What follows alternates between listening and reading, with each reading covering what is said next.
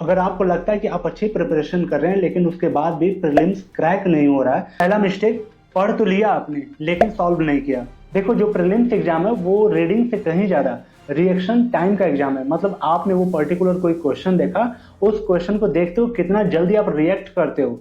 Problem ये है ना कि एस्पिरेंट कोई भी कॉन्सेप्ट पढ़ लेता है, उसको लगता है कि हाँ सब ठीक है, समझ में तो आ गया, लेकिन जैसे ही वो क्वेश्चन सॉल्व करने जाता है उसके दिमाग में ये ख्याल आता है कि यार कंटेंट कॉन्सेप्ट तो क्लियर था लेकिन फ्लोटिंग टाइप में था मेरे दिमाग में, फिट नहीं था मेरे दिमाग में।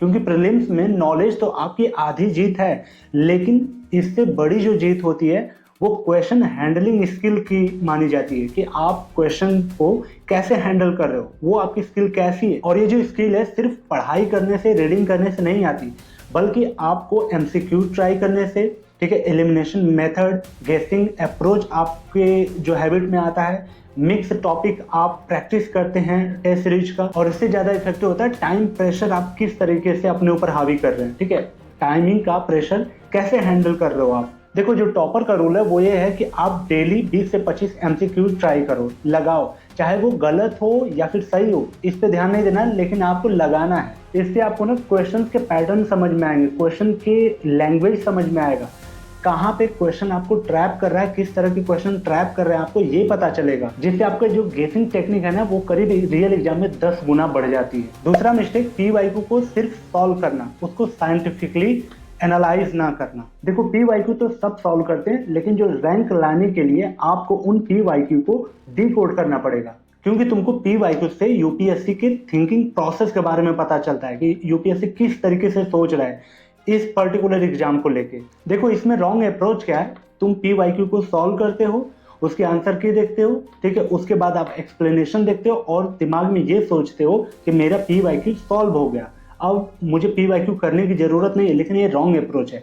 करेक्ट एक्शन प्लान क्या होगा, हर पीवाईक्यू को आप 3 एंगल से देखो। पहला, सोर्स मैपिंग, मतलब कि ये पर्टिकुलर क्वेश्चन किसी एनसीईआरटी से आया है, किसी बुक से आया है, या फिर मिनिस्ट्री की किसी वेबसाइट से, या फिर रैंडम करंट अफेयर से आया है।